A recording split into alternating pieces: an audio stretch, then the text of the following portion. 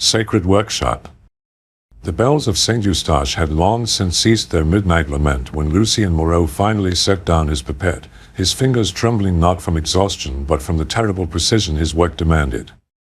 The gaslight flickered against the Gothic arches of his atelier on Rue Saint-Honoré, casting dancing shadows that transformed his workshop into something between a cathedral and a mausoleum, hundreds of crystal vials arranged in obsessive rows like a congregation of glass saints, their contents ranging from the celestial transparency of Bulgarian rose to the opaque, venomous green of civet musk aged in its own correction. The workshop itself bore witness to the systematic unraveling of a master craftsman's sanity. What had once been the most prestigious perfumery in all of Paris, where duchesses had come to commission their signature scents and where even the Empress Eugenie herself had sought his artistry, now resembled an alchemist's fevered dream conceived in the depths of laudanum delirium.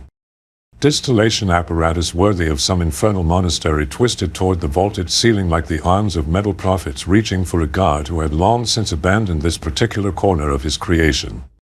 The air hung thick with the accumulated failures of 3 months' desperate experimentation, a miasma so complex and overwhelming that it seemed to possess its own malevolent consciousness.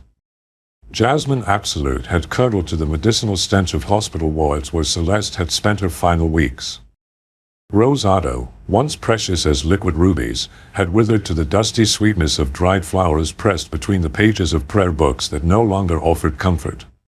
Sandalwood, imported at ruinous expense from the sacred groves of Mysore, now carried only the flat, dead scent of which stripped of its spiritual essence. 3 months. 3 months since Celeste Dubois had drawn her final, rattling breath in the modest apartment above the perfumery, and still her essence eluded him like morning mist dissolving at first touch of sunlight. He had captured queens and courtesans in crystal, had bottled the very breath of spring gardens for the Empress herself, had created fragrances so exquisite that grown men wept to smell them and women fought duels over the right to wear them exclusively.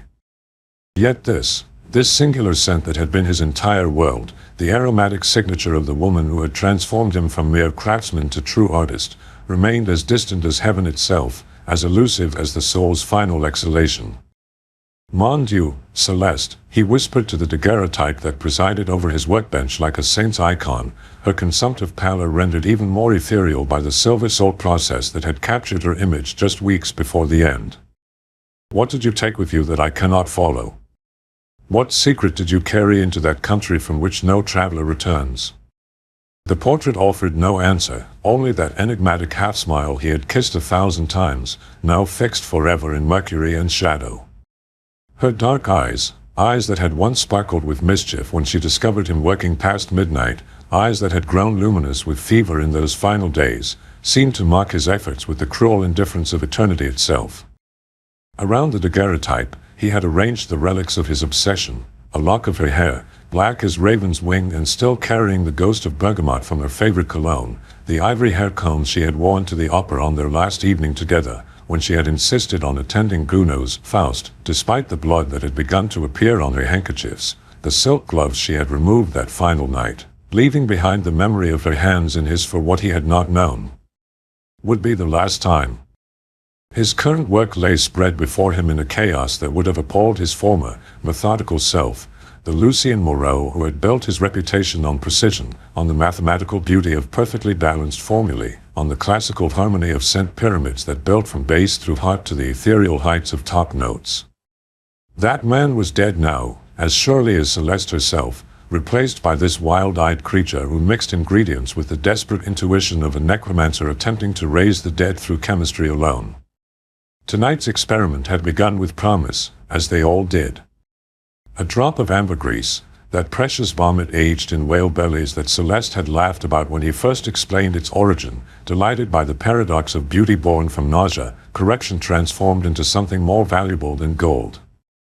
3 parts white sandalwood from Mysore, precious as powdered pearls, attempting to capture the warm breath at the nape of her neck during their stolen afternoons of love in the apartment above the shop, when Paris fell away and there was nothing in the universe but the geography of her skin. Bergamot for the brightness that had lit her eyes before the sickness dimmed them to ash, the citrus oil that had become their private signature, dabbed behind her ears before each of their clandestine meetings. But as always, as he worked, Other scents invaded his memory, uninvited guests at this feast of remembrance. The carbolic acid that Dr. Moreau had brought with him during those final, useless visits, the medicinal reek that had seemed to follow death itself through the doorways of the living. The sweet putrescence that had begun to emanate from her flesh in those last days, underlying even the lavender water he had used to bathe her wasting form with the tenderness of a priest preparing the sacrificial offering. And always, always, the green smell of her final breath, tinged with blood and something else, something profound and terrible that spoke of journeys beyond the reach of any living nose, of transformations that no earthly chemistry could replicate. His journal lay open beside him, its leather binding cracked from constant handling, its pages black with increasingly frantic annotations written in a hand that grew less stable with each passing day. The early entries had been methodical, professional, the careful documentation of a master perfumer exploring new territories. Day 12, attempted recreation using primary accords, rose, jasmine, a touch of vanilla for her natural sweetness. Result, cloying, artificial, bears no resemblance to the original. The complexity is missing, the ineffable quality that made her scent uniquely hers. Day 23, experimented with adding personal elements, a strand of her hair steeped in alcohol, the silk from her favorite dress macerated with rose oil. Initial promise, but the scent fades within minutes. It is as if she retreats from my efforts, withdrawing deeper into whatever realm now claims her. Day 35, discovered that conventional approaches are futile. Her scent was never static, it changed with her moods, with the weather, with the phases of the moon. How does one capture quicksilver? How does one bottle the aurora borealis? But as the weeks progressed, the entries had grown stranger, more desperate, touched with a madness that he no longer bothered to disguise. Day 47, Rose de Mai with frankincense tears, too holy, lacks her earthly sweetness. She was never a saint, my Celeste. She was flesh and blood and desire, and any perfume that fails to acknowledge this is a lie told by cowards. Day 62, tried adding her hair directly to the blend. Is this sacrilege or necessity? The scent holds for mere moments before vanishing like smoke, like the ghost of a ghost. Perhaps I am not being intimate enough. Perhaps the connection must be more direct. Day 78, I dreamed of her last night, and in the dreams she told me I am searching in the wrong direction entirely. You seek me in memory, she said, but memory is for the living. I am no longer among the living, mon chéri. If you would find my true essence, you must look where I truly am. Perhaps what I seek lies not in what she was, but in what she has become. That last entry troubled him more than all the others combined. His pen had moved across the page as if guided by another hand, and the words seemed to pulse with a significance he dared not contemplate too closely. What she has become. In the small hours before dawn, when laudanum and grief conspired to thin the veil between reason and madness, he sometimes imagined he could smell her truly, not as she had been in life, with her mortal perfumes and earthly sweetness, but as she must be now, 6 feet beneath the consecrated earth of Père Lachaise, surrendering herself molecule by molecule to the ancient democracy of decay. The thought should have horrified him. Any sane man would have recoiled from such blasphemous imaginings, would have crossed himself and sought absolution from the nearest priest. Instead, it sang to him with the terrible beauty of a siren's call, promising secrets that no living perfumer had ever dared to plumb. Beauty, he had learned in his years of studying the craft, was never pure. The most exquisite fragrances were born from corruption, ambergris from the diseased bowels of sperm whales, musk from the terror-swollen glands of deer fleeing for their lives, rose oil extracted from petals crushed to crimson nothing in the hydraulic press. Why then should love's truest essence be any different? Why should the ultimate expression of Celeste's beauty not require the same dark alchemy that produced all perfumes worthy of the name? The candles around her portrait had burned low, their wax pooling like tears on the mahogany surface of his workbench. In their dying light, her face seemed to flicker between the woman he had known in life and something else, something that belonged to shadows and whispered promises, to the country beyond the veil where death worked its own mysterious perfumery. He had commissioned the daguerreotype from Nodar himself, that master of capturing souls in silver, during her final week. She had insisted on sitting for it despite her weakness, had rouged her pale cheeks and arranged her hair with the same vanity that had enchanted him from their first meeting in the gardens of the Tuileries. How perfectly she had embodied the paradoxes that obsessed him, innocence and experience married in a single glance, purity and corruption dancing together in the music of her laughter. She had been a seamstress when he met her, working in one of the great fashion houses that dressed the ladies of the Second Empire, her fingers stained with silk dyes and her dreams full of fabrics she could never afford to own. But there had been something in her manner, something in the way she carried herself, that spoke of aristocratic blood diluted but not entirely lost.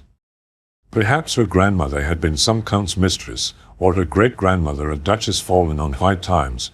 Paris was full of such stories, of noble bloodlines traced through the shadows of illegitimacy and revolution. It had been her scent that first captured him, of course.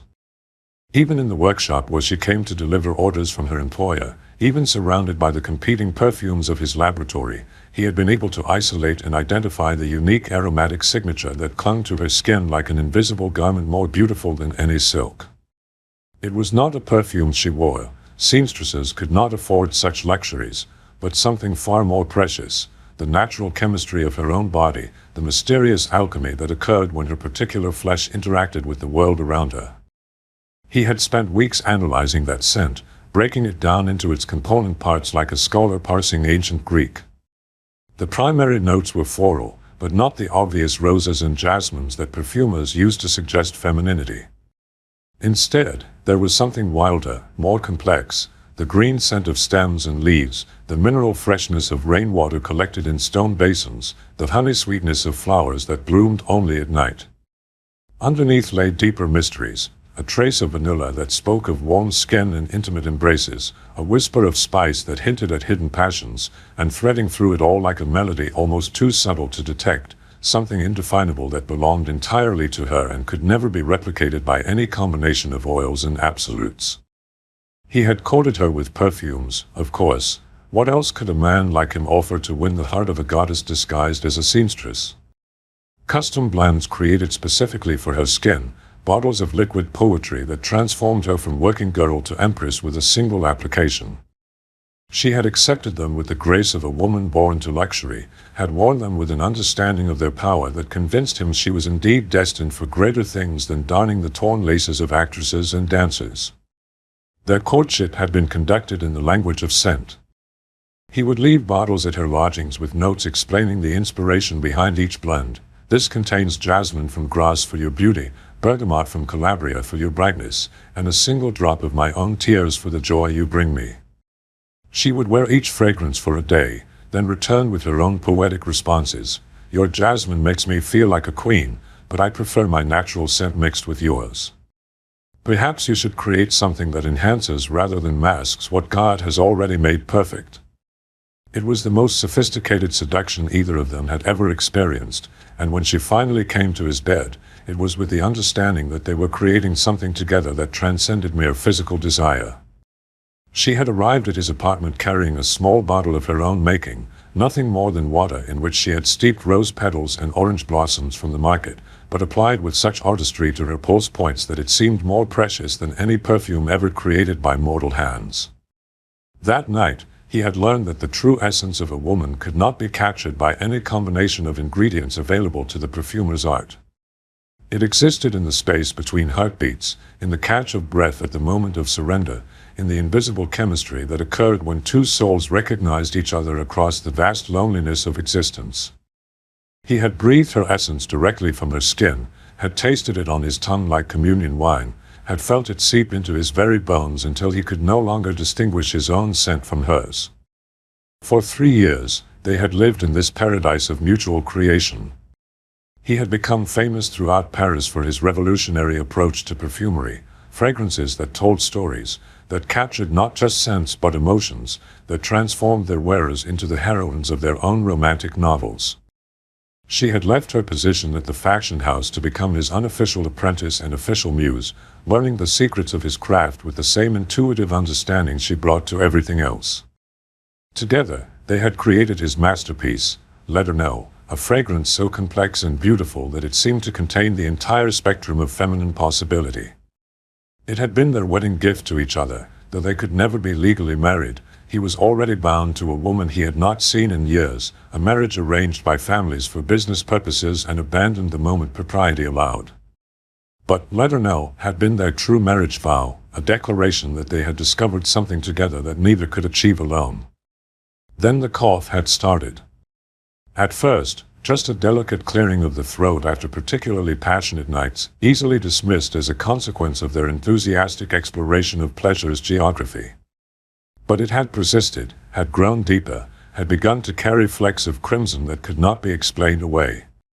The doctor's diagnosis had been delivered with the brutal efficiency of a man who had spoken such words too many times: consumption, advanced, perhaps 6 months if she was fortunate. 6 months had stretched into 8, but only because her will to live had proved stronger than her body's determination to surrender. She had spent her final weeks helping him document every formula in his laboratory, creating a comprehensive record of their collaborative discoveries. "You must continue without me," she had whispered during one of her lucid moments between bouts of fever. "Our work is too important to die with my flesh." But as her physical form had wasted away, something even more terrible had occurred. Her scent, that precious signature that had first captured his heart, had begun to change. The fresh floral notes had darkened, taking on medicinal overtones from the treatments that proved useless against her illness. The vanilla warmth had been replaced by something cooler, more distant, touched with the mineral scent of approaching winter. And in her final days, as her body began its inevitable surrender to the forces of dissolution, he had detected underneath all her familiar perfumes something entirely new, something that belonged not to life but to the mystery that lay beyond it. It was this final scent that haunted him now, that drove him to these midnight experiments with combinations of ingredients that would have seemed blasphemous to his former self. In those last hours, as Celeste had drifted between consciousness and whatever realm was calling to her, he had breathed deeply of her transformed essence, had committed it to memory with the desperate precision of a scholar recording the words of a dying language's last speaker. What he had smelled defied every category his extensive education had provided him. It was not death, exactly. He had been present at enough deathbeds to recognize that particular aromatic signature. Neither was it simply illness, though her consumption had certainly contributed its own harsh notes to the composition. No, this was something else entirely, a scent that belonged to transition itself, to the liminal space between one state of being and another, to the moment when the soul begins to disengage from flesh and discovers its own independent fragrance. He had tried to capture it immediately, working even as the priest administered her last rites, mixing ingredients with hands that shook not from grief but from the desperate urgency of inspiration. But every attempt had failed, had produced only crude approximations that bore no more resemblance to the true scent than a child's drawing bears to the Sistine Chapel. The essence he sought was too complex, too dependent on circumstances that could not be replicated in any laboratory, too intimately connected to the mystery of consciousness itself to be reduced to mere chemistry. As the first pale fingers of dawn crept through his shuttered windows, Lucien Moreau made a decision that would have shocked his former self, the respectable craftsman who had blended fragrances for duchesses and debutantes, who had believed that perfume's purpose was to beautify rather than to illuminate truth, to mask rather than reveal the profound mysteries of human existence. Tomorrow, he would visit Père Lachaise. Not as a mourner bringing flowers to a grave, but as a student seeking enrollment in death's own university. If Celeste's essence had truly eluded him, perhaps it was because he had been seeking it in all the wrong places, in memory rather than reality, in the past rather than the present, in what she had been rather than what she had become. The thought filled him with a mixture of anticipation and dread so intense it was almost sexual in its urgency. He would find her, whatever she had become. He would learn the language that death spoke in chemical whispers. He would master the secret grammar of decay and dissolution, and through that mastery, he would achieve the ultimate perfumer's triumph, the capture of essence itself, freed from the corrupting limitations of mortal flesh, purified by the ancient alchemy of earth and time. He pressed his lips to the cold glass of her portrait, tasting silver salts and the metallic residue of his own desperate kisses, and whispered a promise that would have made angels weep, I will find you, my love. In whatever form you have taken, in whatever realm you now inhabit. I will learn your new language, I will breathe your transformed breath. Even if it damns us both, even if it costs me everything I have ever been or might yet become. The bells of St. Eustache began to toll the hour of lauds, calling the faithful to prayer, calling them to worship a God who spoke in hymns and incense, who promised resurrection but demanded the denial of flesh in its sweet corrections. But Lucien Moreau was already genuflecting before his own dark altar, surrounded by the broken promises of 100 failed formulae, preparing to descend into mysteries that would make Faust himself recoil in horror, ready to pledge his soul not for knowledge of good and evil, but for something far more precious, the secret of love's ultimate transformation, the formula for eternity itself. First Descent. The bells of St. Sulpice had not yet struck 5 when Lucien Moreau made his way through the iron gates of Père Lachaise, his leather satchel heavy with empty vials and his notebook bound in Moroccan leather that had once been the color of fresh blood but had faded to the brown of dried leaves. The October morning carried the scent of dying roses and wet stone, and overhead the sky pressed down like pewter, promising rain that would not come for hours yet but already seemed to whisper in the bare branches of the cemetery's ancient elms. He moved among the monuments with the practiced silence of one who had learned to navigate this city of the dead without disturbing its permanent residents. 3 months had passed since Celeste's burial, 3 months since the last handful of earth had been scattered across the rosewood casket that held what remained of his beloved, and in all that time he had not succeeded in capturing even the faintest echo of her essence in his laboratory. The great perfumer who had once been capable of bottling the scent of spring rain and the breath of angels found himself defeated by the mystery of a single woman's fragrance. It was not for lack of trying. His workshop had become a monument to failure, its shelves lined with hundreds of attempts, vials filled with jasmine and white rose, bergamot and sandalwood, ambergris aged in darkness and vanilla beans cured in cathedral crypts. He had tried to recreate the perfumes she wore on their wedding night, had attempted to capture the scent of her hair after she had washed it in morning sunlight, had even endeavored to preserve the subtle fragrance of her skin in the moments after lovemaking. All failures. All empty mockeries that bore no more resemblance to Celeste's true essence than a child's watercolor might bear to the ceiling of the Sistine Chapel. The problem, he had begun to suspect, was not in his technique but in his understanding. He had been approaching perfumery as he always had, as an art of preservation, of capturing beauty at its peak and holding it suspended in alcohol and oil like a butterfly pinned to a collector's board. But Celeste had not remained at her peak. She had changed, had undergone the terrible transformation that consumption brings to its victims, and perhaps her true essence could only be found by following that transformation to its logical conclusion. The thought had first occurred to him 3 weeks earlier, as he knelt before her grave and noticed how the flowers he had brought the previous week had begun to decay. The white lilies had turned brown at their edges, their petals dropping one by one to lie scattered across the marble headstone like tears made visible. And yet there was something in their corruption that seemed more honest than their initial perfection, something in the sweet smell of their decay that reminded him more powerfully of Celeste than any of the pristine blooms he had purchased from the florist on Rue de la Paix. It was then that he had begun his morning pilgrimages to Père Lachaise, arriving before dawn to collect the dew that gathered on fresh graves, to study the flowers in various stages of decomposition, to document in his leather-bound journal the precise moment when beauty transformed into something else, not its opposite, but perhaps its deeper truth. This morning, as he made his way along the gravel paths toward the newer section of the cemetery where Celeste lay beneath 6 feet of consecrated earth, he carried with him a theory that would have horrified his colleagues at the Guild of Perfumers, a hypothesis that challenged everything he had been taught about the nature of beauty and fragrance. What if the secret he sought lay not in the memory of what Celeste had been, but in the reality of what she had become? What if true essence could only be distilled from decay? The idea was not entirely without precedent. Some of his most treasured ingredients came from processes of controlled correction, ambergris aged for decades in the intestines of sperm whales, civet musk that grew more complex as it putrefied, oud wood that achieved its most sublime fragrance only after being infected with the Phyllophora parasitica fungus and left to rot in the darkness. Perhaps the same principle applied to human essence. Perhaps the deepest truth about any person could only be discovered after death had stripped away the superficial layers of personality and flesh, revealing the eternal core beneath. He knelt beside Celeste's grave as he had every morning for the past 3 weeks, setting out his collection tools with the reverence of a priest preparing for Mass. Glass vials to capture the morning dew, small silver spoons to gather samples of earth, magnifying lenses to examine the insects that had made their homes in the decaying flowers.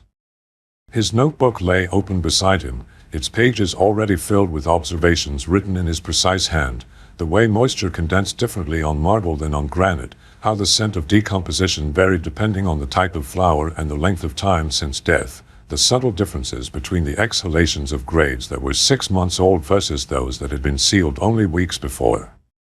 But this morning brought a difference. As he worked, collecting samples and making notes with the focused intensity of a natural philosopher, he became aware that he was not alone. From the corner of his eye, he caught sight of movement among the monuments, a figure dressed in the rough clothing of the working class, moving with the unhurried confidence of someone who belonged in this place of perpetual rest. She appeared to be perhaps 20 years old, though her face held a gravity that belonged to someone who had seen more of death than most people twice her age. Her dark hair was pulled back beneath a black kerchief, and her dress, though clean, bore the stains and patches that spoke of honest labor performed in less than pristine conditions. What struck Lucien most forcefully was not her appearance but her manner. She moved through the cemetery not as a mourner or visitor, but as someone intimately familiar with its rhythms, someone who understood the secret language that the dead spoke to those patient enough to listen. "You come here every morning," she observed, her voice carrying the distinctive accent of the Faubourg Saint-Antoine, the working-class district that sprawled beyond the cemetery's eastern wall. It was not a question but a statement of fact, delivered with the matter-of-fact precision of someone accustomed to noting details and filing them away for future reference. Lucien looked up from his notebook, surprised to find that he felt no embarrassment at being discovered in what most people would consider an eccentric, possibly disturbing ritual. "I do," he replied simply. "I am conducting research." A smile flickered across her features, not mockery, but something approaching understanding. "Research into what, monsieur?" "The sleeping habits of the dead." "Into the nature of transformation," he said, surprised by his own honesty. There was something about this young woman that invited candor, something that suggested she would not judge his investigations as harshly as the living world might. Into the chemistry of change. She stepped closer, and he caught her scent on the morning air, not the carefully constructed perfume of a woman of fashion, but something more primal and honest. Earth and sweat and something else, something that reminded him of the deep caves beneath Paris where the ancients had quarried limestone and left behind a network of tunnels that honeycombed the ground beneath the city's foundations. "Marie Desjardins," she said, extending a hand that was clean but calloused, marked by work that most ladies of his acquaintance would find unseemly. "My father tends the grounds here. Has for 30 years, ever since the cemetery opened. And you are Monsieur Lucien Moreau, the perfumer who lost his wife to the consumption." He was not surprised that she knew his name. Père Lachaise was a small community in its own way, and news traveled quickly among those who worked with the dead. What surprised him was the lack of pity in her voice. She spoke of his loss not as a tragedy to be mourned but as a simple fact to be acknowledged, like the changing of the seasons or the rising of the sun. "I am," he confirmed, closing his notebook and rising from his knees with the stiff movements of a man who spent too much time bent over his work. "And you, I suspect, know more about the processes I am studying than any professor at the Sorbonne." Her smile deepened, and he saw that her teeth were white and strong, the teeth of someone who ate simple food and lived according to natural rhythms. "The dead have much to teach, if you know how to listen. Most people," she gestured vaguely in the direction of the city beyond the cemetery walls, "they come here to mourn, to remember, to pretend that death is something that happens to other people. But you, monsieur, you come here to learn. And what is it that you think I am trying to learn?" She was quiet for a long moment, studying his face with eyes that seemed far older than her years. When she spoke, her voice carried a weight that suggested she understood exactly what drove him to kneel among the graves each morning, collecting dew and documenting decay. "You are trying to understand how love survives transformation," she said softly. "You are trying to discover whether the essence of a person can be distilled from their dissolution, whether beauty can be found not in spite of corruption but because of it. You are wondering if the deepest truth about your wife might be found not in your memories of her living self, but in the reality of what she has become." Lucien stared at her, feeling as though she had reached inside his skull and given voice to thoughts he had barely dared to acknowledge even to himself. "How could you possibly?" "Because you are not the first man to ask such questions," she replied. "The dead draw certain kinds of seekers, monsieur. Poets and philosophers, artists and alchemists. Men who understand that beauty and correction are not opposites but dance partners, spinning together in an eternal waltz that most people lack the courage to witness." She reached into the leather bag she carried slung across her shoulder and withdrew a small glass vial filled with liquid that seemed to shift and change color as the morning light struck it. "My father knows which graves are freshest," she said, offering him the vial. "He knows which bodies have been in the ground just long enough for the first transformations to begin. If you truly wish to understand the chemistry of change, monsieur, then you must be willing to study its source." Lucien took the vial with hands that trembled slightly, not from fear but from recognition. The liquid within was clear but seemed to hold depths that suggested complexity beyond the reach of ordinary analysis. When he lifted it to his nose, the scent that emerged was unlike anything in his extensive catalogue of fragrances, not the simple sweetness of flowers or the musk of animals, but something that spoke of processes far more fundamental, of the very mechanism by which matter transformed from one state to another. "What is it?" he whispered. "Essence of transition," she replied. "Distilled from the tears the earth weeps over its newest residents. My grandmother taught me to gather it during the dark of the moon, when the boundary between the world of the living and the realm of the dead grows thin enough for such harvests to be possible." He studied her face, searching for any sign of dissection or madness, but found only the calm certainty of someone who had spent her life in intimate contact with mysteries that the civilized world preferred to ignore. "And why are you offering this to me?" "Because you have the eyes of a true seeker," she said simply. "Because you understand that the deepest beauty can only be found by those willing to look beneath the surface, to follow love into territories that most people lack the courage to explore. And because your wife," she glanced towards Celeste's grave, "she calls to you from the place where she now dwells. She wants to be found, monsieur. She wants her true essence to be known." As if summoned by her words, a gust of wind swept through the cemetery, carrying with it the scent of dying leaves and distant rain. But underneath those familiar fragrances, Lucien caught something else, the faintest echo of jasmine and white rose, the ghostly remnant of the perfume Celeste had worn on their wedding day. It lasted only a moment, no longer than a single heartbeat, but it was enough to confirm what he had begun to suspect, that his research had led him to the threshold of a discovery that would revolutionize not only his understanding of perfumery but his comprehension of love itself. "Where do I begin?" he asked. Marie's smile was radiant and terrible, the expression of someone who had successfully recruited a new initiate into mysteries that should perhaps have remained forever hidden. "With your education," she said. "If you truly wish to understand the language your wife now speaks, you must first learn to read the grammar of decay. You must discover how transformation works, how beauty emerges from correction, how love can survive even the dissolution of the flesh itself." She began to walk away, moving with that same unhurried confidence with which she had first appeared, but after a few steps she paused and looked back over her shoulder. "Meet me here tomorrow at midnight," she said. "Bring your notebook and your vials, and prepare to see with eyes that most people spend their entire lives refusing to open. Your real education is about to begin." As she disappeared among the monuments, becoming one more shadow in a landscape built from shadows, Lucien remained standing beside Celeste's grave with the mysterious vial clutched in his palm. The morning was growing brighter, and soon the first mourners would begin to arrive, forcing him to abandon his research until another dawn. But for now, in these final moments of solitude, he allowed himself to imagine what revelations awaited him. The scent from the vial seemed to grow stronger as he held it, not overpowering but insistent, speaking to something deep within him that recognized it as fundamentally true. This was the fragrance of change itself, the olfactory signature of matter in the process of transformation from one state to another. And if Marie was correct, if this essence could serve as a key to unlock the deeper mysteries of decay and renewal, then perhaps his months of failure had been merely preparation for a discovery that would dwarf anything he had previously achieved. He knelt once more beside Celeste's headstone, pressing his palm against the cold marble and speaking in a whisper that only the dead could hear. "Wait for me, beloved," he murmured. "I am learning the language you now speak. I am discovering the country where you now dwell.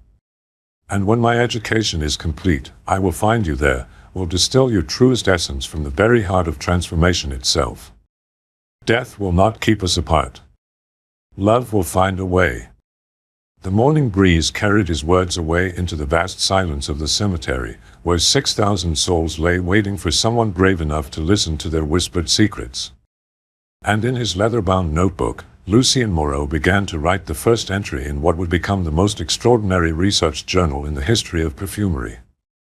Day 1 of the true investigation. I have made contact with a guide who understands the territories I must explore. The first lesson is clear. Beauty does not end with death but is transformed by it, refined by decay into something purer and more essential than anything the living world can produce.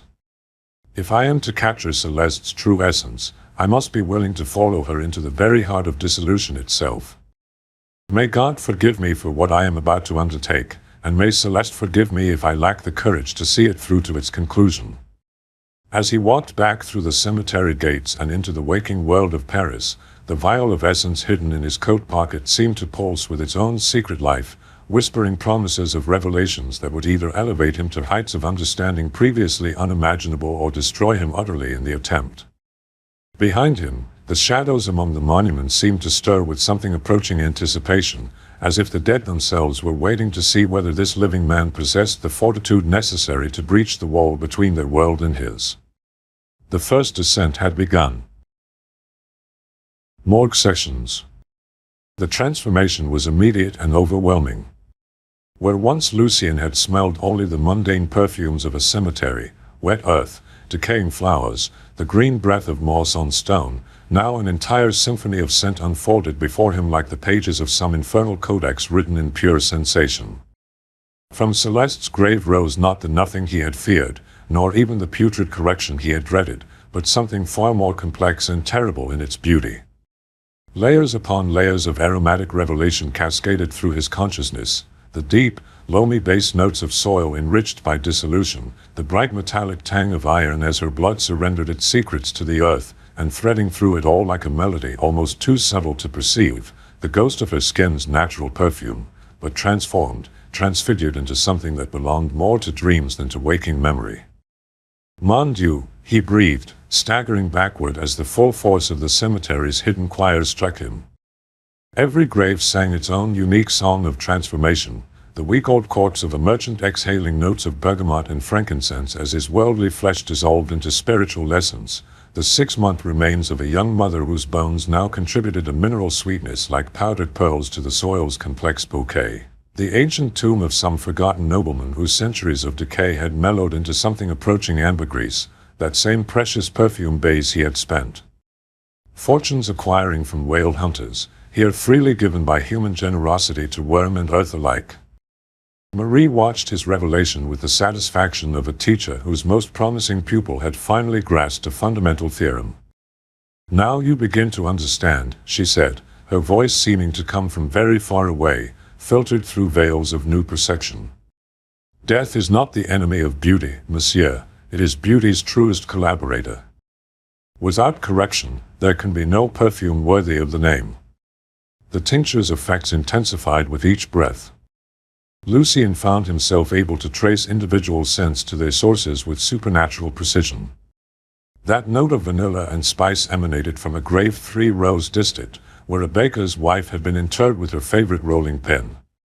The sharp green brightness that cut through the morning mist originated from a patch of earth where twin infants lay buried, their brief lives concentrated into an essence more potent than any flower that had ever bloomed. I need to understand, Lucien gasped, his scientific mind struggling to catalog experiences that transcended every boundary he had previously acknowledged. I need to study this properly, systematically. If Celeste's scent is truly here, transformed but present, then I must learn the language of this transformation. Marie's smile was indulgent and knowing. Then you must meet my father's friend, Dr. Beaumont. He tends to the city's morgue en route de la morgue, where the freshest transformations can be observed under more controlled conditions. She paused, studying his face with those pale, penetrating eyes. But I warn you, monsieur, to walk that path is to step beyond the pale of respectable society forever. Once you have breathed the air of the charnel house in pursuit of perfection, you can never again pretend that beauty and horror are separate kingdoms.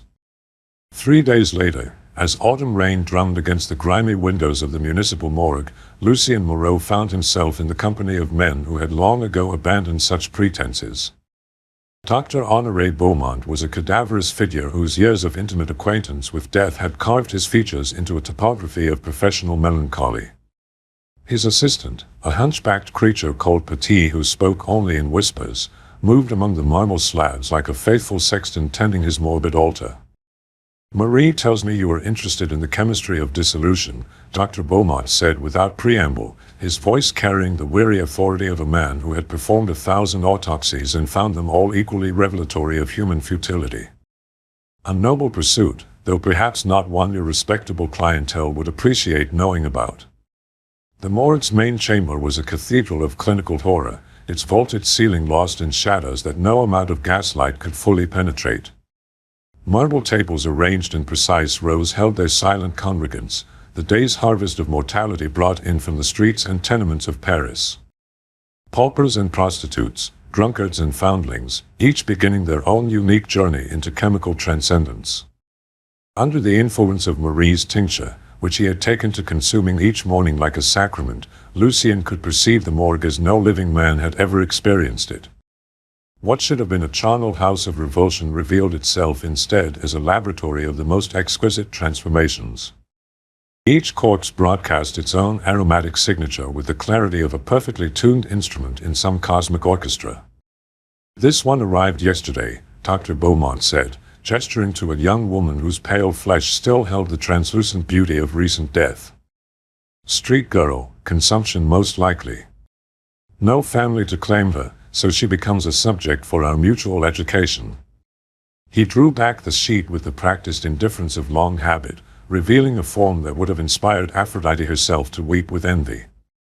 But it was not her physical beauty that captured Lucien's enhanced perception, it was the symphony of chemical poetry already beginning to emanate from her cooling flesh. The roses he had expected were there, but transformed, not the cloying sweetness of a perfumer's rose water, but something wilder, greener, touched with the mineral brightness of blood and the mysterious depths that only mortality could provide. The transformation begins immediately upon cessation of vital functions, Dr. Beaumont continued in his lecturer's monotone, apparently oblivious to the rapture playing across his visitor's features. Temperature drops, blood pools, the bacterial processes that will eventually reduce the corpus to its constituent elements commence their sacred work. Sacred work. Yes, that was precisely the correct term. As Lucien watched and breathed and recorded every nuance of scent in his memory, he began to understand that what he was witnessing was nothing less than a form of divine alchemy. The base matter of human flesh, weighted with all its crude appetites and mundane concerns, was being systematically refined into something approaching the ethereal. Not destroyed, transformed. May I? He began, then stopped, aware that what he was about to request would mark him forever as a man who had stepped beyond the boundaries of conventional sanity. Yes? Dr. Beaumont's eyebrows arched with the wary curiosity of one who had heard every possible request that death might inspire. May I document the aromatic progression? For scientific purposes, you understand. The relationship between decomposition and the release of volatile compounds. He was improvising desperately, trying to clothe his obsession in the respectable garments of empirical inquiry. Dr. Beaumont considered this request with the gravity it deserved. An unusual area of study, he mused, but not without precedent. The ancient Egyptians, after all, were master perfumers precisely because they understood the relationship between preservation and aromatic complexity. He nodded slowly. Very well. You may observe, document, even collect samples if your research requires it.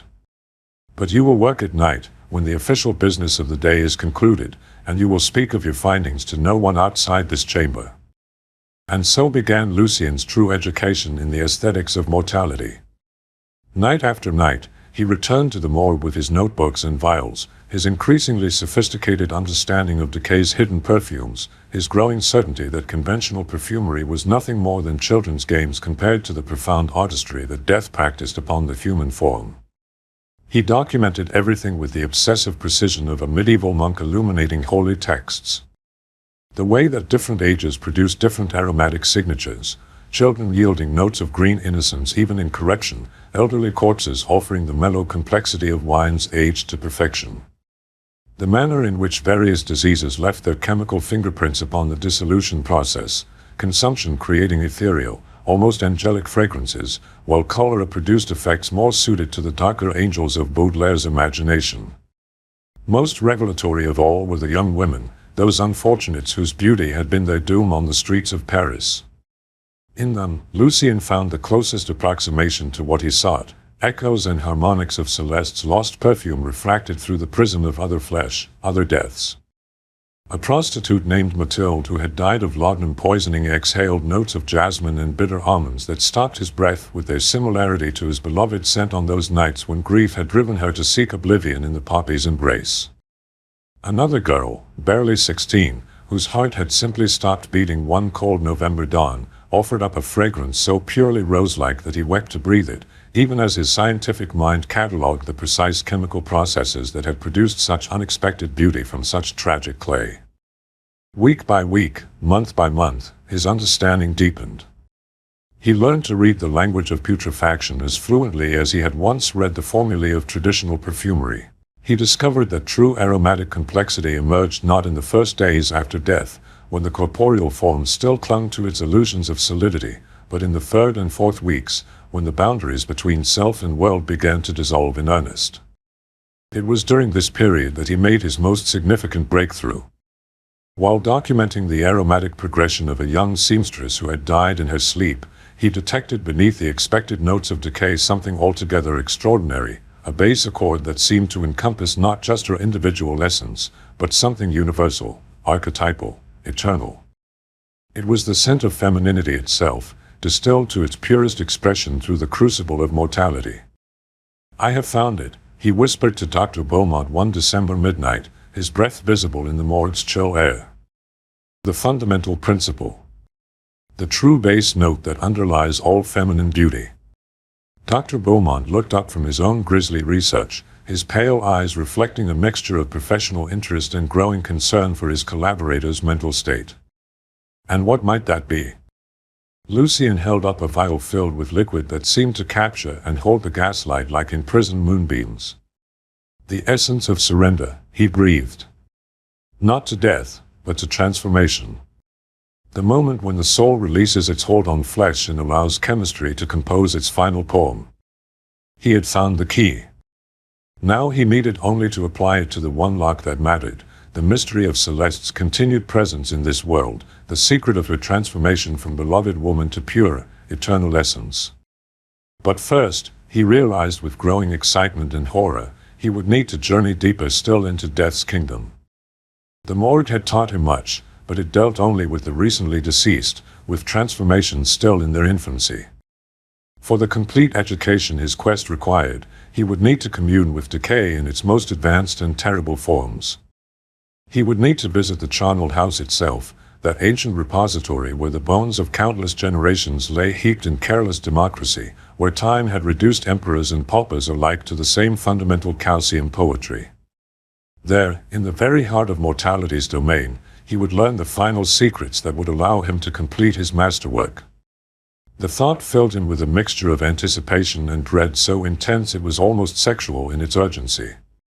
Soon, very soon, he would hold Celeste in his hands once more, not her memory, not her ghost, but her truest essence, distilled from the buried chemistry of eternity itself.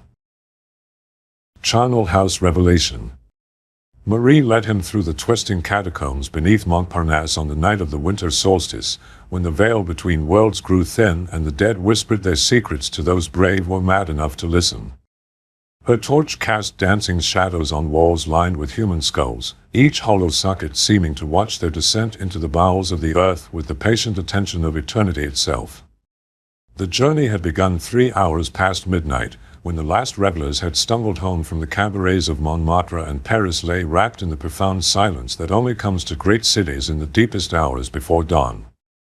Marie had appeared at his workshop door like an apparition, her face pale as bone in the gaslight, carrying a leather satchel that clinked softly with the sound of glass vials and metal instruments whose purpose Lucien dared not imagine. Tonight, she had announced without preamble, you will see the source from which all perfumes flow. Tonight you will understand why the ancient Egyptians believed that fragrance was the language the gods used to speak to mortals, why the alchemists of Alexandria spent lifetimes trying to distill the essence of immortality itself from the dissolution of flesh and bone. She had led him through streets he thought he knew, through the warren of narrow alleys that snaked between the grand boulevards housemen had carved through the city's medieval heart. But the Paris she showed him was not the Paris of daylight. It was older, stranger, more honest in its acknowledgement of the forces that ruled human existence. They passed beneath archways carved with symbols that predated Christianity, descended stone steps worn smooth by centuries of pilgrims seeking enlightenment in the kingdom of shadows, followed passages that seemed to exist outside the normal geometry of the upper world. The air grew colder as they descended, thick with the smell of limestone and something else, something that spoke of vast spaces hollowed from living rock, of chambers where time moved differently than it did in the world above. Marie's torch threw their shadows against the walls in grotesque configurations that seemed to shift and dance with their own malevolent life, and more than once Lucien found himself glancing over his shoulder, certain that they were being followed by presences that had no need of physical form to make their intentions known. The catacombs, Marie explained as they paused at a junction where 5 tunnels converged like the spokes of some infernal wheel, were not built as repositories for the dead. They were quarries first, carved by the Romans who needed stone to build their temples and baths. Only later, when the cemeteries of Paris overflowed with plague victims and the city's water supply grew contaminated with the runoff from mass graves, did they become what they are now, the largest ossuary in the world, home to more than 6 million souls who have traded flesh for mineral permanence. She had been preparing him for this moment for weeks, feeding him tinctures distilled from herbs that grew only in cemetery soil, teaching him to recognize the subtle gradations of scent that marked different stages of decomposition, gradually accustoming his senses to the olfactory vocabulary of death. Under her tutelage, he had learned to distinguish between the sweet corruption of flesh that had died from fever versus the sharper putrefaction of bodies claimed by violence, had discovered that bones bleached by centuries of underground darkness gave off aromatics utterly different from those aged in the open air of traditional graveyards. But nothing in his education had prepared him for what lay ahead. The tunnel they followed began to widen, and the rough-hewn stone of its walls gave way to something far more deliberate and artistic. Here, someone, many someones, working across generations, had arranged the excavated remains of Paris's ancient dead into patterns that spoke of profound aesthetic intention. Femurs and tibias formed geometric patterns that repeated with mathematical precision, while skulls gazed down from alcoves carved specifically to hold them, their empty sockets creating a visual rhythm that drew the eye deeper into the tunnel's mysterious depths. The work of the miners who first organized the catacombs, Marie explained, her voice taking on the reverent tone of a docent in some macabre museum. They understood that death, properly arranged, becomes art. They saw beauty in what the living world discards, found order in what appears to be chaos. They were the first modern practitioners of thanatological aesthetics, the science of making death beautiful. As they walked deeper into this underground cathedral built from human remains, Lucien began to understand that he was witnessing something unprecedented in his experience. The arrangement of bones was not random but followed principles of composition as rigorous as those employed by the architects of Notre Dame or the painters who decorated the ceiling of the Sistine Chapel. Ribs formed delicate archways that supported structures built from vertebrae, while pelvic bones had been positioned to create windows that looked out onto chambers filled with artistic arrangements of smaller bones, fingers and toes organized into intricate mandalas, jaw bones fitted together to form complex geometric patterns that seemed to shift and change as the torchlight played across them. But it was not the visual impact that affected Lucien most profoundly. It was the olfactory symphony that surrounded him as they moved deeper into the ossuary's heart. Each section of the catacombs sang its own note in a vast, harmonious composition that spoke of time and transformation on a scale beyond ordinary human comprehension. The scent was not the simple putrefaction he had expected, but something far more complex and sophisticated, a multi-layered fragrance that began with the mineral brightness of limestone and expanded to include notes that had no names in any conventional vocabulary of perfumery. There was the deep, bass resonance of calcium phosphate aged to perfect dryness, creating aromatics that spoke of geological time and the slow transformation of organic matter into something approaching the eternal. Above this foundation rose middle notes of incredible subtlety, the ghost echoes of marrow long since transformed into mineral essence, the crystalline brightness of teeth that had once bitten into fresh bread and ripe apples but now existed in a realm beyond the reach of earthly appetite. And threading through it all, barely perceptible but undeniably present, were the top notes that made this ancient symphony complete, traces of the essential oils that had once animated these bones, the subtle fragrances that had been as individual as fingerprints but had been refined by centuries of underground aging into something approaching pure abstraction. It was perfumery on a scale that dwarfed anything he had previously imagined, a collaborative work of art created by thousands of anonymous contributors and refined by time into something approaching absolute beauty. "Do you smell it?" Marie asked, though she already knew the answer from the rapture written across his gaunt features.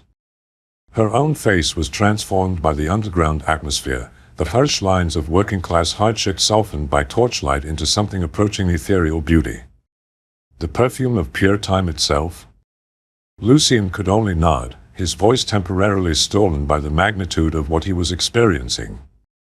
The tinctures Marie had been feeding him, compounds distilled from grave earth and aged in containers made from human bone, had transformed his sensory apparatus into something capable of perceiving aromatics that existed far beyond the range of normal human detection. He could smell not just the present state of these ancient remains, but echoes of their history, traces of the individual lives that had contributed their substance to this vast collaborative work of art. Here was the calcium signature of a baker who had spent 40 years breathing flour dust. There the mineral traces of a seamstress whose fingers had been stained by decades of contact with silk dyes. The bones of a soldier who had died at Austerlitz sang a different note than those of a nun who had spent her life in contemplative prayer, while the skull of a child who had succumbed to scarlet fever contributed its own unique harmonic to the ossuary's vast symphony. "This is what your wife has become," Marie whispered, her words carrying perfectly in the cathedral acoustics of the bone chapel that surrounded them. Not lost, not vanished, not even transformed beyond recognition. She has simply joined this vast chorus of the dead, has added her own unique note to the eternal song that calcium and phosphorus sing together in the darkness beneath the city. Her essence is here, woven into the very air of the charnel house, part of something larger and more beautiful than any individual life could ever achieve. As she spoke, they emerged into the ossuary's central chamber, a vast circular space whose dimensions seemed to exist outside the normal constraints of underground architecture.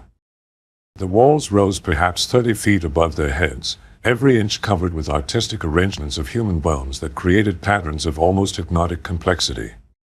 Femurs had been stacked to form pillars that supported arches made from rib cages, while countless skulls gazed down from geometric arrangements that seemed to pulse with their own internal rhythm in the dancing torchlight. But it was the altar at the chamber's center that commanded Lucien's attention, a structure built entirely from human vertebrae and topped with a single skull whose empty socket seemed to hold depths that stretched beyond the merely physical. Around this focal point, the aromatic symphony of the catacombs reached its crescendo, creating olfactory harmonies that spoke of mysteries beyond the reach of rational analysis. Marie led him to the altar's base and withdrew from her satchel of final bile, larger than the others she had given him, filled with liquid that seemed to capture and hold the torchlight like imprisoned starfire. "This is the ultimate distillation," she explained, her voice taking on the cadences of ritual incantation. Essence extracted from the very heart of the ossuary, aged in chambers where time moves differently than it does in the upper world, refined by centuries of underground darkness into something that transcends ordinary categories of fragrance. She uncorked the vial, and immediately the chamber filled with a presence so powerful that Lucien staggered backward, his senses overwhelmed by the magnitude of what he was experiencing. This was not perfume in any conventional sense. It was pure essence, the distilled truth of human mortality concentrated into a form that human perception could barely comprehend.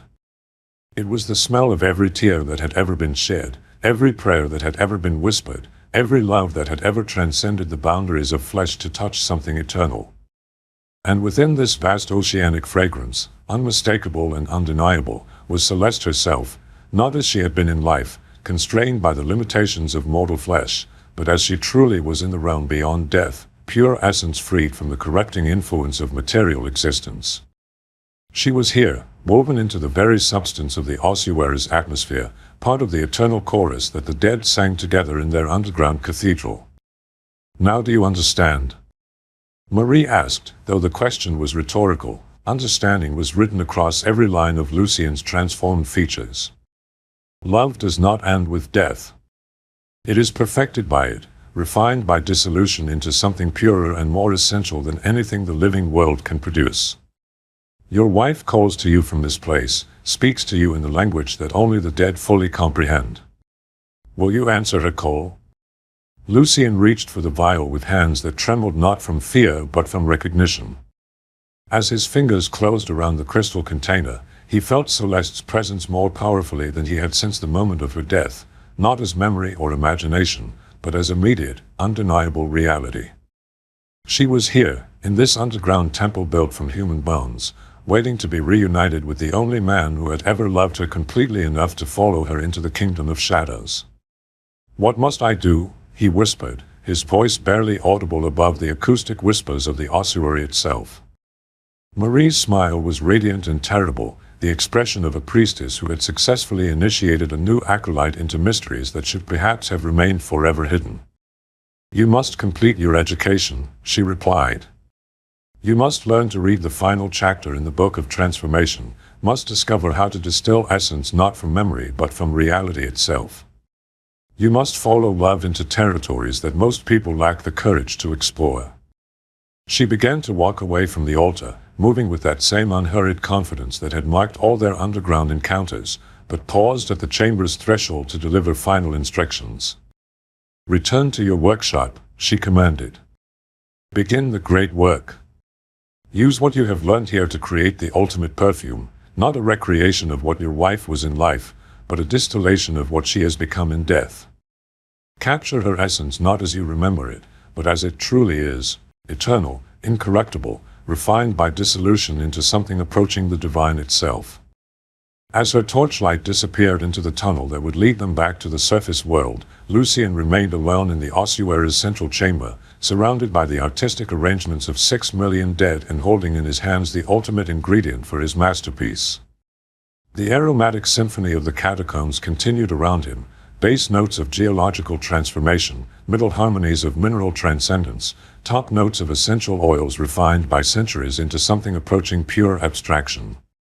And threading through it all, as clear and unmistakable as her voice had been in life, was Celeste herself, calling to him across the vast spaces of eternity, promising reunification for any lover brave enough to follow beauty into the very heart of corruption itself.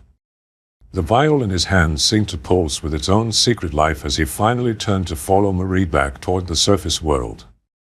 But he carried with him now not just the ultimate ingredient for his greatest work, but the absolute certainty that love could indeed survive any transformation, that essence, properly distilled, could bridge even the gulf between life and death.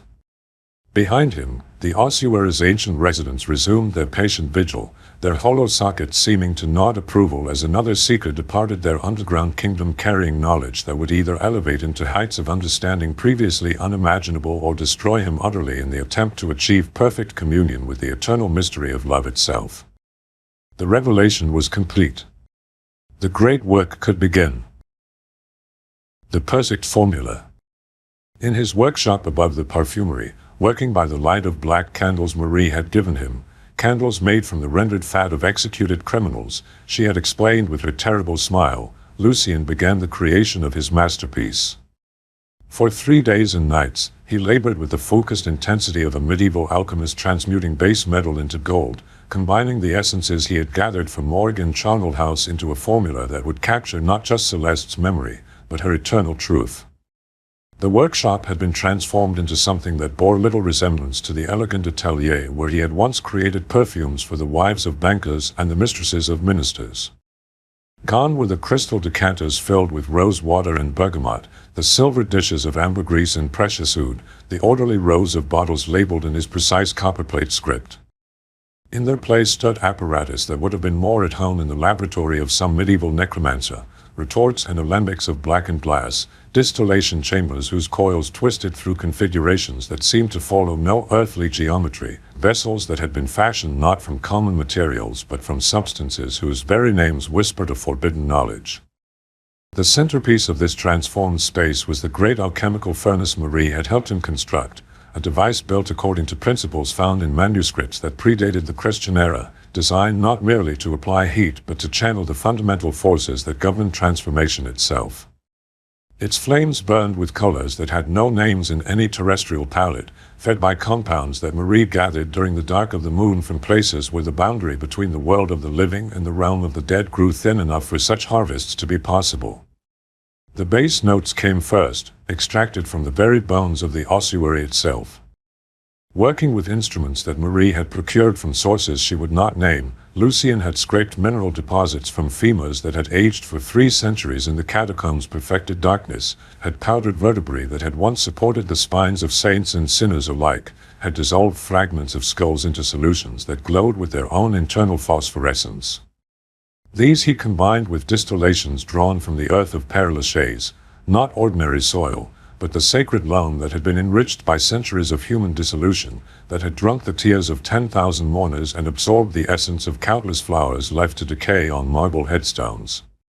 The resulting foundation was unlike anything in the conventional perfumer's vocabulary, a base that spoke not of musk or amber but of geological time itself, of the slow dance by which organic matter surrendered its individual identity to become part of something vast and eternal.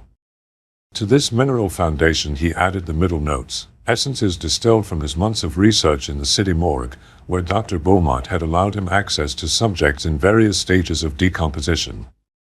Here was where his true artistry began to emerge, for he had learned to recognize the subtle differences between the aromatics produced by different types of decay, had discovered that the putrefaction of a young woman who had died of consumption created fragrance compounds utterly different from those generated by the corruption of an elderly man claimed by apoplexy. From bodies that had been dead for exactly 21 days, the precise duration Marie had identified as optimal for his purposes, he extracted essences that captured the moment when flesh achieved perfect equilibrium between its mortal past and its mineral future. These were not the simple putrefactive odors that would repel ordinary sensibilities, but complex aromatic signatures that spoke of transformation itself, the sweet music of cells surrendering their individual existence to join the vast symphony of universal dissolution. He worked with samples preserved in alcohol distilled from wine that had aged in the crypts beneath Notre Dame, using techniques that Marie had taught him during their midnight sessions in the ossuary, methods of extraction that required not merely chemical knowledge but a profound understanding of the spiritual forces that govern the transition from life to death. The resulting essences were captured in vials made from crystal that had been buried with plague victims and excavated only after the earth had worked its alchemical magic upon both glass and contents. But it was the top notes that demanded his greatest artistry, his most delicate balance between memory and revelation.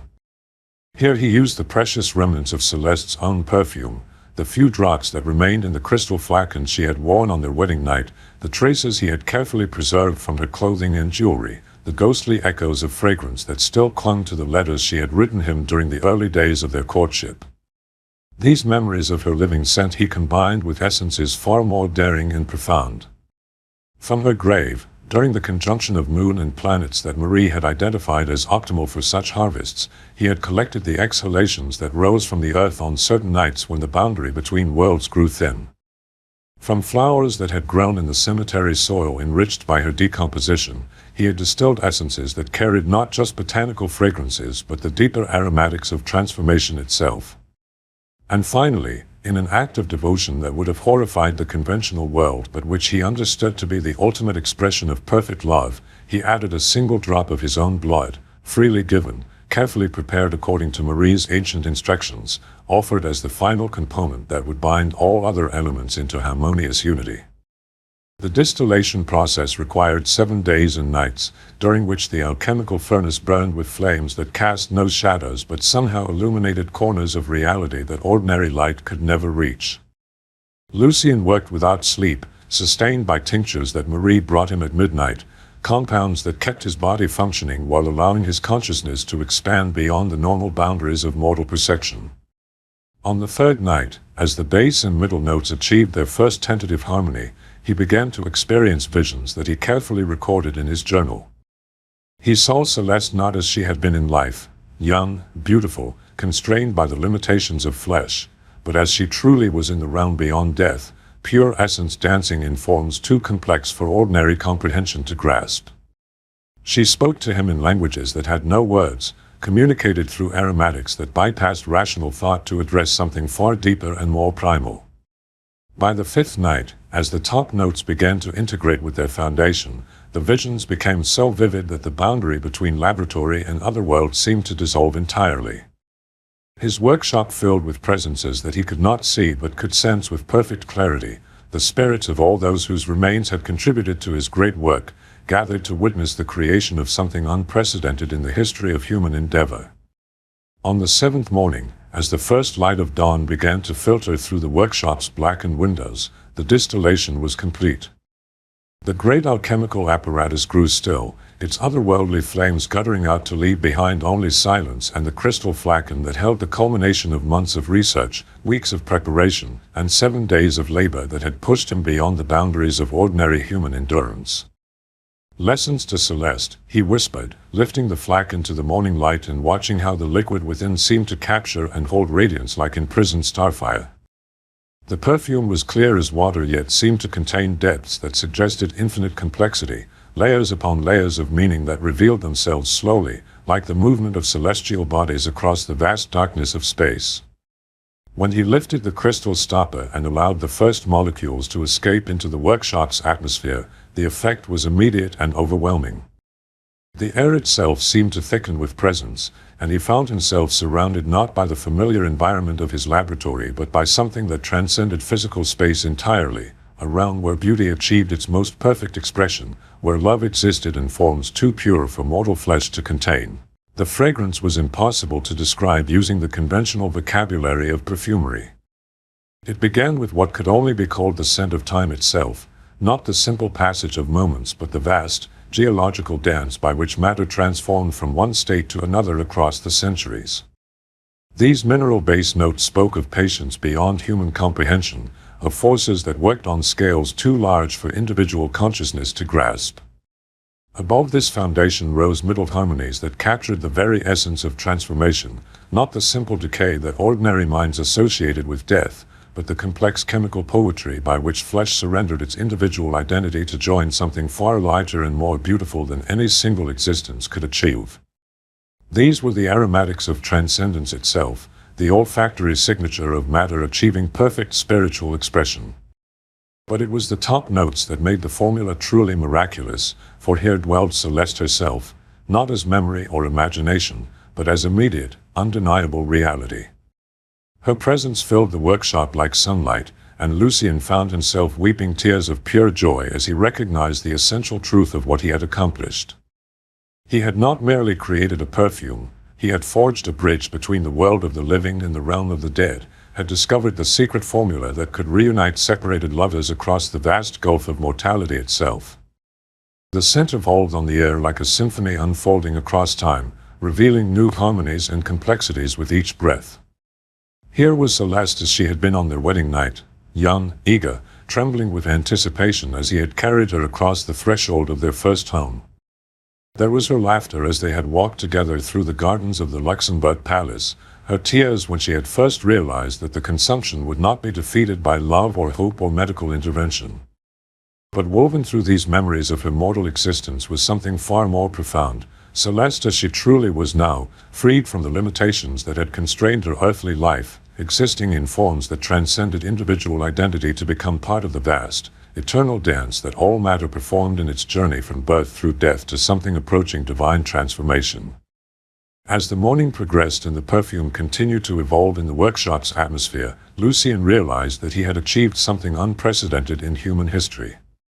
He had not merely preserved the memory of his beloved, he had established actual contact with her essential being, had created a medium through which the dead could communicate with the living in their own authentic voice rather than through the crude approximations of seances and spiritualist parlors.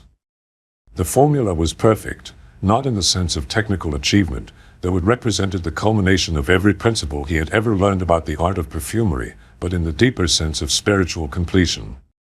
It was the answer to every question that love had ever asked about the nature of mortality, the solution to the fundamental problem that had tormented lovers since consciousness first became aware of its own finite nature.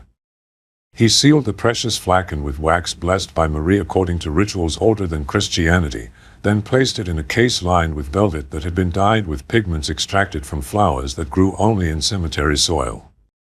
The remaining ingredients he packed away with the reverent care of a priest handling sacred relics, knowing that he had created not just a perfume but the key to mysteries that transcended ordinary human understanding.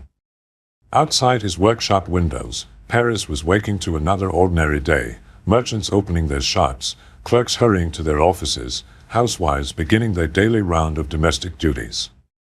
None of them could possibly comprehend what had been accomplished in the hours before dawn, what forces had been channeled and what boundaries had been crossed in the pursuit of perfect love's ultimate expression.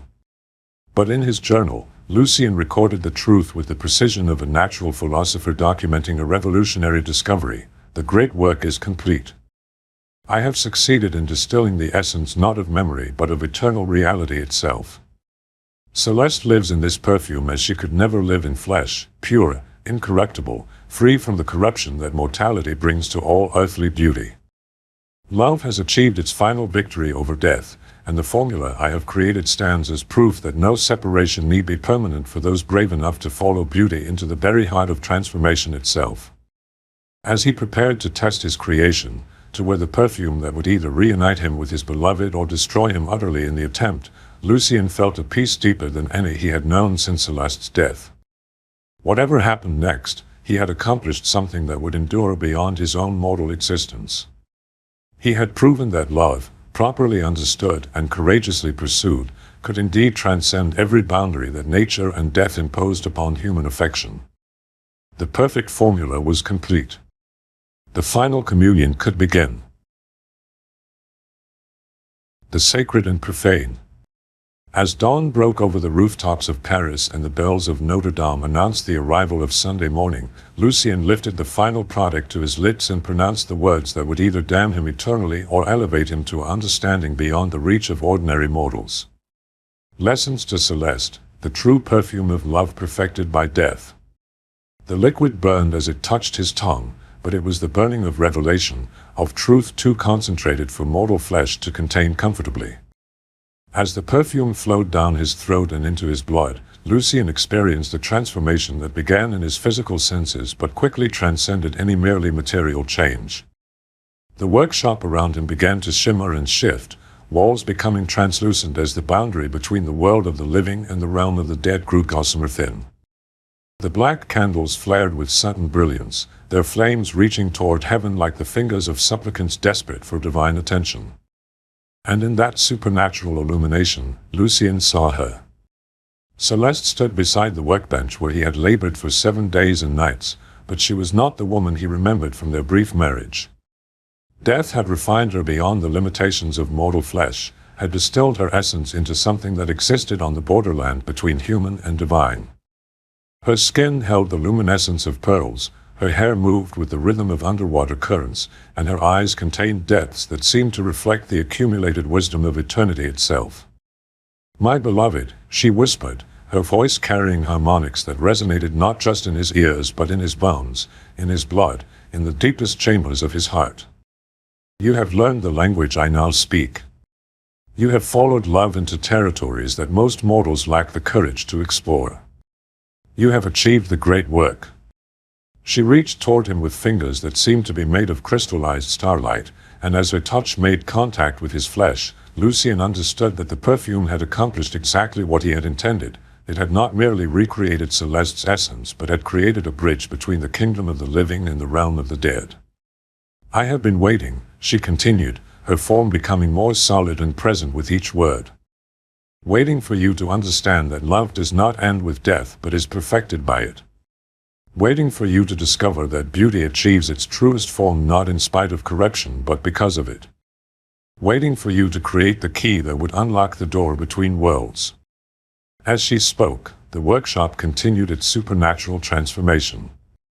The walls became transparent, revealing not the familiar streets of Paris but landscapes of impossible beauty, gardens where flowers bloomed in colors that had no names, forests where trees bore fruit that glowed with their own internal light, cities built from crystallized music where the architecture sang in harmonies that made the listener weep with joy. This is the country where I now dwell, Celeste explained, gesturing toward vistas that stretched beyond the horizon of ordinary perception. This is the realm where essence achieves its perfect form, where beauty is freed from the corrupting influence of material existence. This is where lovers come when they have learned to love completely, not just the pleasant surfaces of mortal life, but the profound truth that lies beneath all appearance. Lucien staggered toward her, his body struggling to contain the transformations that the perfume had initiated.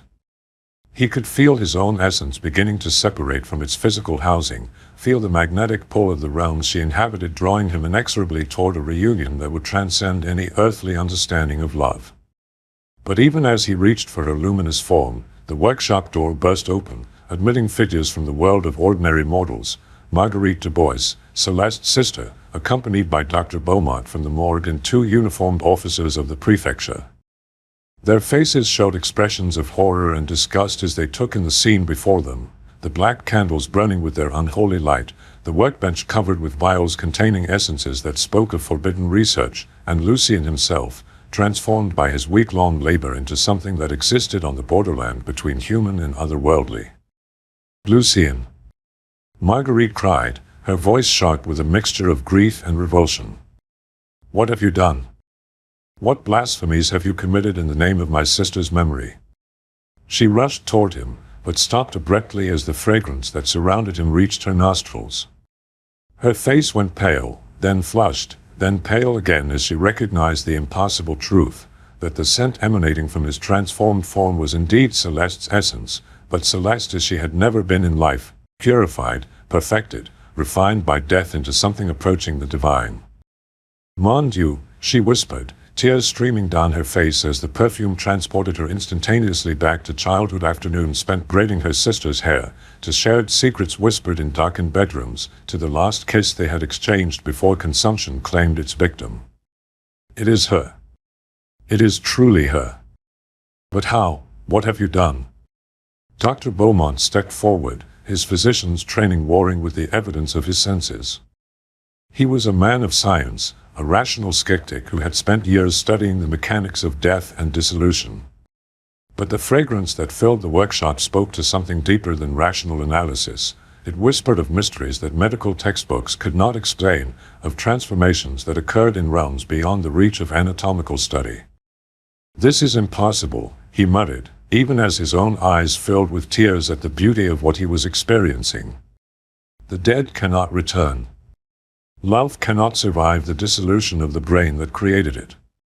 This must be some form of chemical hallucination, some compound that creates false sensory impressions. But even as he spoke the words, his voice carried less conviction than he intended. The presence that filled the workshop was too powerful, too undeniably real to be dismissed as mere psychological suggestion. Something had indeed returned from the realm beyond death, whether through Lucien's alchemical genius or through forces that science could not yet comprehend. Lucien turned to face his accusers, and they saw that his transformation was nearly complete. His eyes held depths that reflected not the workshop around them but the impossible landscapes of the realm where Celeste waited. His skin had taken on the luminescence of someone who existed primarily in the world of spirit rather than flesh. When he spoke, his voice carried harmonics that seemed to resonate from vast, echoing spaces. "You think me mad," he said, his words falling into the workshop's charged atmosphere like stones dropped into still water. "You believe I have defiled Celeste's memory, committed blasphemies that will damn me to eternal torment. But you understand nothing of love's true nature, nothing of the territories that must be explored by anyone who dares to love completely." He lifted the crystal flagon that contained the remaining drops of his masterpiece, and in the supernatural light of the black candles, the liquid within seemed to pulse with its own internal luminescence, as if it contained not mere perfume but captured souls themselves. "This is not blasphemy," he continued, his voice growing stronger as the perfume continued its transformative work within his blood. "This is communion. This is the marriage of flesh and spirit that the Church promises but dare not deliver. This is love perfected by death, refined by dissolution into something approaching the eternal." Marguerite moved closer, drawn against her rational will by the impossible beauty of the fragrance that surrounded her sister's widowed husband. "But she is dead, Lucien. Dead and buried in consecrated ground. This thing you have created, it cannot truly be her essence. It must be some form of deception, some trick of chemistry that creates false impressions." Lucien's smile was radiant and terrible, the expression of someone who had achieved a victory that transcended ordinary human understanding. "Dead," he repeated, as if the word were a foreign concept whose meaning he had to translate from some unknown language. "What is death but another form of transformation? What is the grave but a chrysalis from which the soul emerges purified of all that was temporary and imperfect in mortal existence?" He uncorked the flagon for the final time, and immediately the workshop filled with a presence so powerful that even the skeptical Dr. Beaumont staggered backward with an involuntary cry of recognition.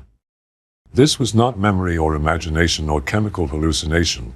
This was Celeste herself, not as she had been in life, but as she truly was in the realm beyond death, pure essence freed from the corrupting influence of material existence.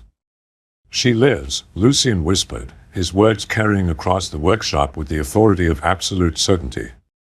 "Not in the shallow realm of flesh and blood, but in the deeper country where beauty achieves its final, perfect form. She calls to me from that place, speaks to me in the language that only the dead fully comprehend. And I have learned to speak that language in return."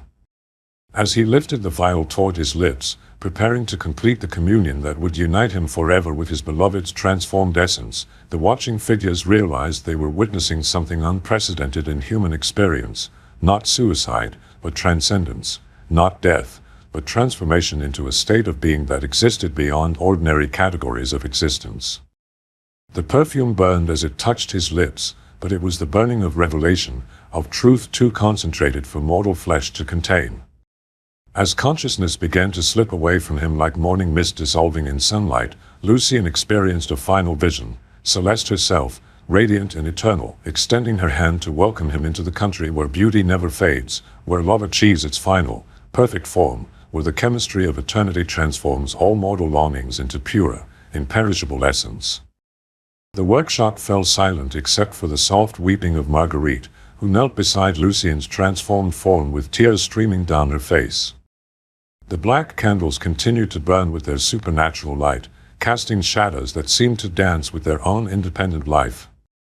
And in the air around them, barely perceptible but undeniably present, lingered the fragrance he had died to create, lessons to Celeste, the perfume that had bridged the gulf between life and death, the olfactory proof that love could indeed survive any transformation.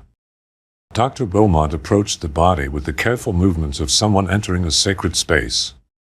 As a man of science, he should have been cataloging symptoms and documenting evidence. But the fragrance that surrounded Lucien's peaceful form spoke to something deeper than medical training. It whispered of mysteries that existed beyond the reach of rational analysis, of truths that could only be perceived by those willing to abandon the comfortable limitations of materialist philosophy. "What shall we tell the authorities?" one of the officers asked, his voice barely above a whisper in the charged atmosphere of the transformed workshop. Marguerite looked up from her vigil beside Lucien's body, her face streaked with tears but also illuminated by something approaching understanding.